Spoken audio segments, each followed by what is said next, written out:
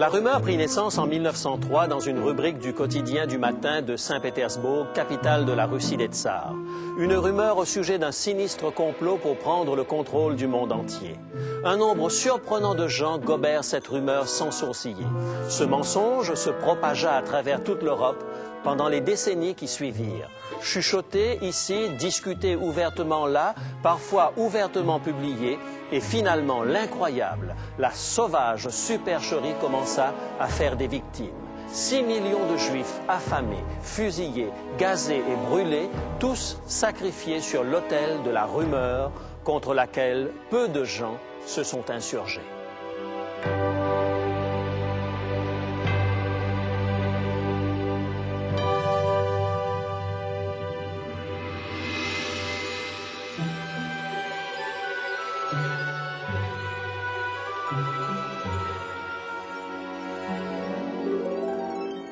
Il est écrit, je suis José Élysée et je vous propose la solution à vos besoins les plus profonds, le Christ vivant. Notre sujet d'aujourd'hui, contre vents et marées. Avez-vous remarqué qu'il est de plus en plus difficile ces jours-ci de découvrir la vérité ? Il devient de plus en plus difficile de séparer la vérité de l'erreur. Nous avons modifié fondamentalement notre perception de la vérité, particulièrement en ce qui concerne les vérités fondamentales. De nos jours, ce n'est plus la vérité qui compte, mais c'est votre intime conviction qui importe. Chacun doit trouver sa propre vérité, nous dit-on. Ce qui compte, c'est ce qui est important pour vous. Dans des domaines fort diversifiés, nous nous sommes persuadés qu'il n'existe pas de réponse claire et précise, pas de principe solide. À vous de trouver votre propre voie par vos propres moyens. Nous nous enorgueillissons aujourd'hui de notre tolérance, ce qui est en soi une très bonne chose. Mais il s'agit bien souvent d'une tolérance à bon marché, rendue possible uniquement parce que la plupart de nos contemporains pensent que les croyances de chacun n'ont pas vraiment d'importance aussi longtemps que nous sommes sincères, aussi longtemps que nous sommes bien dans notre peau. Tout se passe comme si nous avions oublié combien un grand mensonge peut parfois avoir de conséquences désastreuses. Nous avons la mémoire bien courte et peu de nos concitoyens savent vraiment ce qui se cache derrière le massacre de 6 millions de Juifs pendant la Deuxième Guerre mondiale.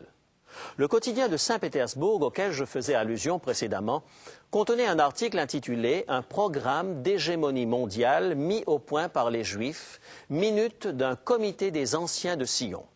Le journaliste affirmait avoir eu connaissance d'une série de documents dans lesquels il était question d'un complot ourdi par une société secrète juive pour prendre le contrôle de la planète. Il devait commencer par miner les démocraties européennes par une propagande massive. Les hommes d'affaires juifs allaient ensuite déstabiliser l'économie mondiale en provoquant une flambée artificielle des prix. Finalement, l'effondrement de la société marquerait le signal de départ de bombardements massifs et d'épandage de bactéries mortelles provoquant des épidémies dévastatrices. Le mythe de la grande conspiration juive était né. On l'avait surnommé la coalition des anciens de Sion. Et des millions de gens en sont venus à accepter ce mensonge comme si c'était une vérité. Il était si facile de soupçonner ceux qui vivaient en marge de la société chrétienne de l'époque, si facile d'imaginer le pire parce que ces gens ne pensaient pas comme nous. Peu de gens remirent en question cette rumeur et encore moins eurent conscience des dangers terribles qu'elle cachait. Le mythe du complot s'étendit à toute l'Europe pendant les 3 premières décennies du XXe siècle. Il prenait de plus en plus de l'ampleur. Chaque réussite d'un juif confirmait les soupçons. Chaque tradition juive qui unissait le peuple juif était interprétée comme faisant partie intégrante de la conspiration. Bien des citoyens paisibles ont probablement prêté peu d'attention à cette rumeur, tant elle était éloignée des préoccupations quotidiennes. Cette histoire de complot international, agissant en coulisses, était-ce si important ? Ils ignoraient que ce mensonge allait provoquer l'événement du XXe siècle. Ce mensonge allait donner du crédit à la thèse d'Adolf Hitler qui affirmait qu'il fallait procéder à une purification ethnique de l'Allemagne. Quand les bonnes gens ont commencé à voir des fourgons cellulaires emporter des hommes, des femmes et des enfants arborant une étoile jaune, ils ont pu tranquilliser leur conscience et continuer leur bonhomme de chemin comme si de rien n'était. Après tout, ces Juifs n'étaient-ils pas des membres de cette vaste conspiration internationale ?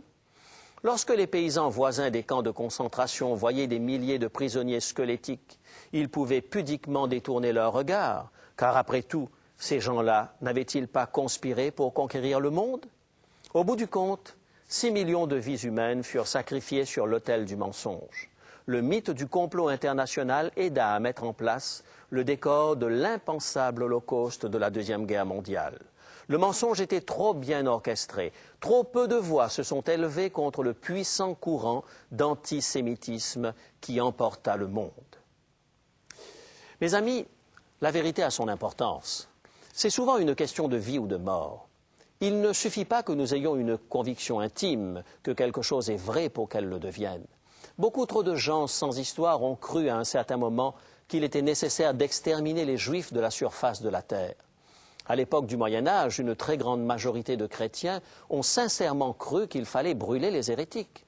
La terrible Inquisition envoya des milliers de gens sur les bûchers parce que les dirigeants religieux de l'époque étaient persuadés qu'il était préférable de brûler le corps d'un hérétique afin que son âme fût sauvée des tortures de l'enfer. Des chrétiens sincères ont entrepris des croisades sanglantes pour conquérir la Terre Sainte des mains des Sarrasins parce qu'ils étaient convaincus que Dieu le voulait. L'honneur de Dieu commandait que la Sainte Jérusalem soit aux mains des chrétiens. Ils étaient sincères, ils étaient zélés. Plus d'un parmi eux y laissa sa vie. Mais à quel désastre leurs croyances ne les ont-elles pas conduits? Des décennies de guerres sanglantes, une haine toujours vivace 1000 ans après, entre chrétiens et musulmans. Ce que nous percevons comme une grande bénédiction peut être en réalité un désastre. La vérité a son importance. Nos convictions ont leur importance. Elles sont des questions de vie ou de mort dans certaines circonstances. Les auteurs bibliques sont clairs à ce sujet. Écoutez la déclaration de Paul à ce propos dans l'Épître aux Galates, chapitre 1er et le verset 8. Galates, chapitre 1er et le verset 8. Mais quand nous-mêmes, quand un ange du ciel annoncerait un autre évangile que celui que nous vous avons prêché, qu'il soit anathème. Parole puissante, n'est-ce pas? L'évangile de Jésus-Christ, dans son intégralité, était important à ses yeux. Il ne s'agissait pas d'une opinion intéressante, de quelque chose de raisonnable. C'était une question de vie ou de mort, et il mettait ses lecteurs en garde contre les fausses doctrines, aussi vraisemblables qu'elles puissent paraître. L'apôtre Jean termine son livre de l'Apocalypse avec ces paroles de sagesse au chapitre 22, les versets 18 et 19. Apocalypse 22, versets 18 et 19. Je le déclare à quiconque entend les paroles de la prophétie de ce livre. Si quelqu'un y ajoute quelque chose, Dieu le frappera des fléaux décrits dans ce livre. Et si quelqu'un retranche quelque chose des paroles du livre de cette prophétie, Dieu retranchera sa part de l'arbre de la vie et de la ville sainte décrits dans ce livre. Ce messager de Dieu croyait que l'intégrité de la parole de Dieu était d'une importance vitale. Il y a une vraie parole de Dieu. Et il existe également des distorsions à cette parole de Dieu. Il y a ceux qui ajoutent leur propre parole à la parole de Dieu. Il y a ceux qui retranchent de la parole de Dieu ce qui ne leur convient pas.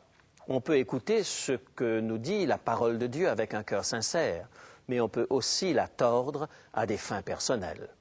Cet enjeu de la vérité et de sa contrefaçon va prendre de plus en plus d'importance au fur et à mesure que l'histoire de notre monde va vers son apogée.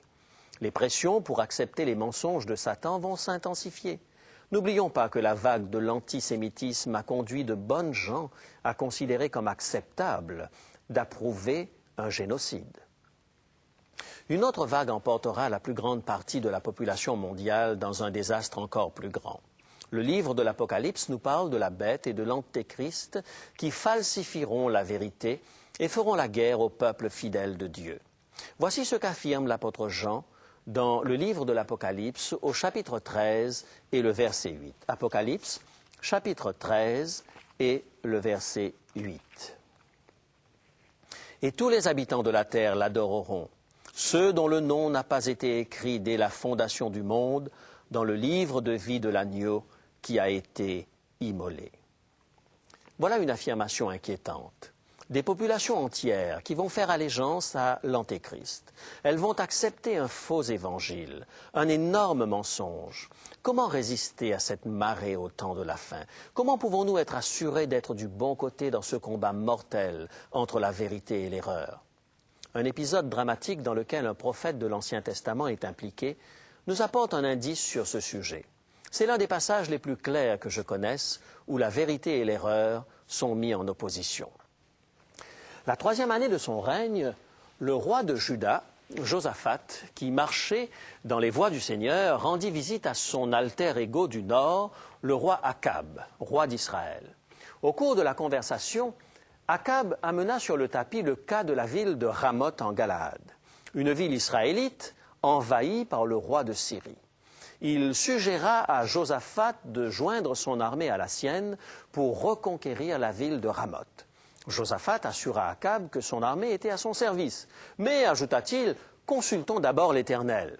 Mais voilà, Akab subvenait aux besoins de 400 prêtres païens auxquels il fit appel. Il devait répondre à une simple question.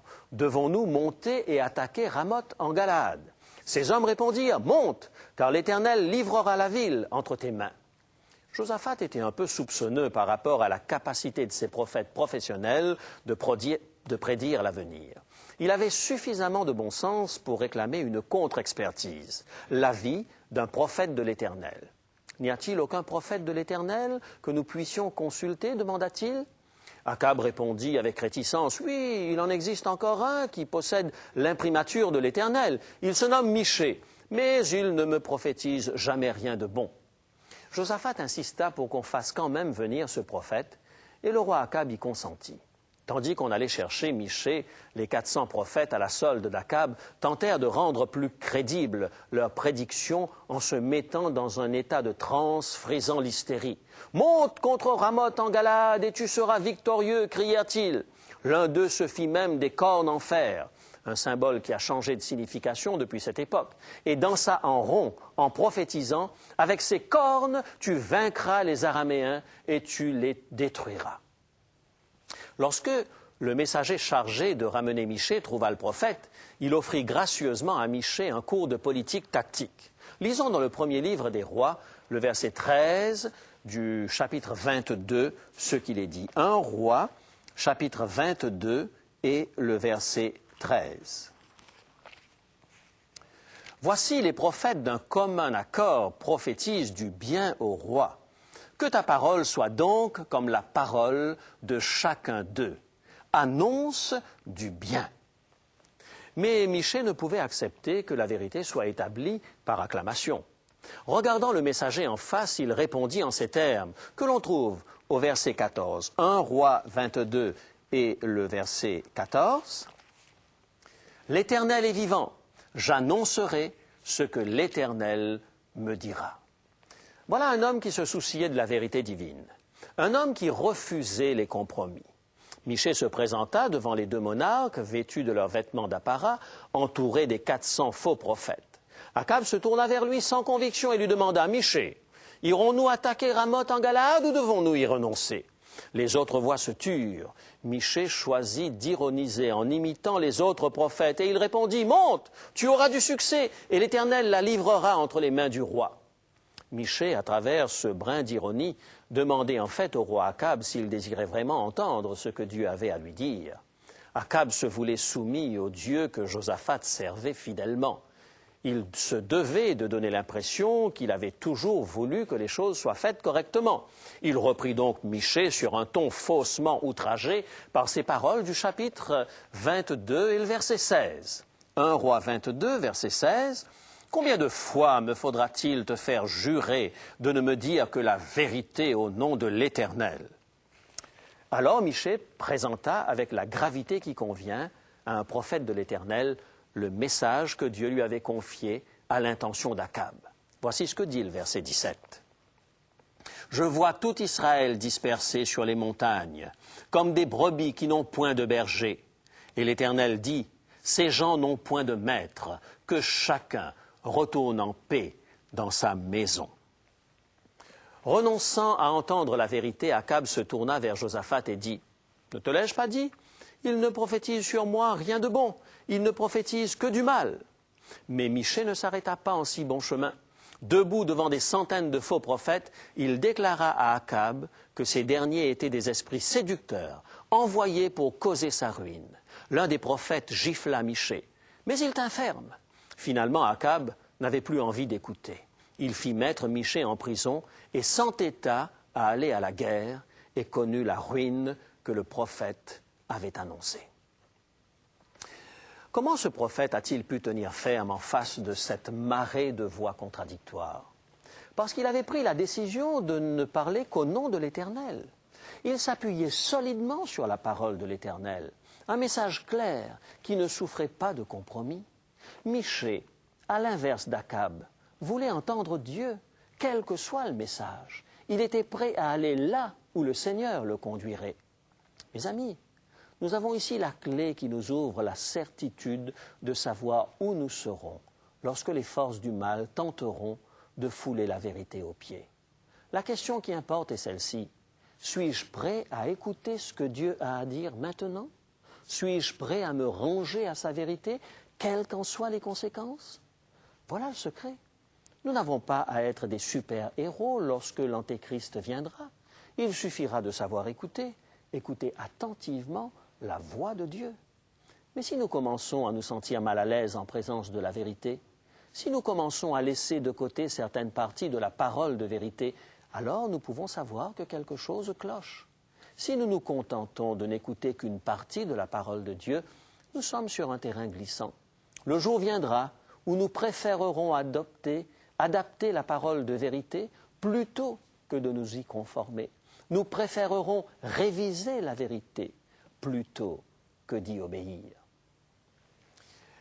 Nous sommes, en tant que croyants du XXIe siècle, les héritiers d'une longue lignée de témoins qui sont restés fidèles à Dieu dans les pires circonstances. L'apôtre Paul dit que nous sommes environnés d'une si grande nuée de témoins. Laissez-moi vous présenter l'un d'eux. En l'an 250 après Jésus-Christ, alors que Décius était empereur à Rome, un chrétien du nom de Pionius fut conduit sur la place de la ville de Smyrne pour être exécuté. Il traversa un double portique qui débouchait sur des colonnades bordant la place sur plus de 100 mètres, où la foule des grands jours s'était assemblée. On le conduisait au temple de Némésis pour offrir des sacrifices et manger des viandes offertes aux idoles. Un prêtre du temple dit alors aux chrétiens, « Vous n'ignorez pas le décret de l'empereur sommant tout citoyen romain à sacrifier aux dieux. » Pionius répondit calmement, « Nous n'ignorons pas le décret divin qui nous somme de n'adorer que le Dieu des cieux. » Plusieurs hauts dignitaires tentèrent de persuader Pionius d'offrir un sacrifice. Il refusa catégoriquement et ils décidèrent de le renvoyer en prison. Mais quelques jours plus tard, ils le traînèrent à nouveau au temple. Cette fois, Pionius fut surpris de voir son propre évêque se prosternant devant les dieux de Rome. Mais cela ne suffit pas à décider Pionius à adorer les idoles. Pionius s'adressa à la foule, dénonçant les traitements injustes dont les chrétiens étaient l'objet et rappelant à ses persécuteurs le jugement à venir. Lorsqu'ils tentèrent à nouveau de le persuader, ce fut Pionius qui les invita à se convertir au christianisme. Ils hurlèrent de rire. « Tu ne voudrais pas faire de nous de la viande à griller ?» Pionius répliqua, « Le feu qui vous dévorera au jugement dernier sera plus terrible. » Quelques-uns des badauds furent impressionnés par l'éloquence de Pionius face à la mort. « Quelle éducation et quelle discipline !» se dirent-ils. Mais Pionius souhaitait qu'ils soient impressionnés par autre chose. « Ne parlez pas d'éducation, dit-il. Prenez plutôt conscience de la leçon que ces famines, ces accidents et ces coups de sort vous ont donnés. » Pionius faisait allusion à des catastrophes naturelles qui s'étaient abattues sur la ville récemment. Il espérait que ces gens, dans leur détresse, seraient tentés de regarder vers le Dieu du ciel. Mais ils ne comprirent pas l'allusion. « Tu as souffert de la famine comme chacun de nous, lança quelqu'un. Pionius répliqua, « Mais moi j'avais placé mon espérance en Dieu. » Il garda une foi intacte jusqu'à la fin, glorifiant Christ en étant crucifié lui aussi. J'ai trouvé le témoignage de ce chrétien peu connu émouvant. La vérité était plus importante à ses yeux que sa propre vie. Au lieu de se lamenter sur son sort, il essaya de convaincre les autres de leurs erreurs. J'aimerais tant que Dieu me donne la foi et le courage de Pionius pour rester fidèle à sa vérité.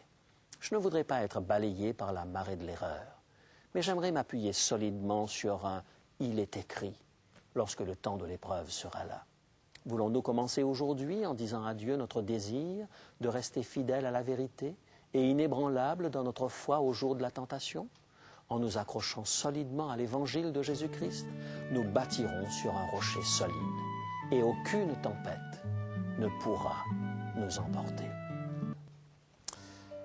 Notre Père, apprends-nous à être attentifs à ta voix. Il y a tant de voix discordantes dans ce monde, tant de distorsions à la vérité. Apprends-nous à t'écouter. Apprends-nous la simplicité et la transparence face à ta parole.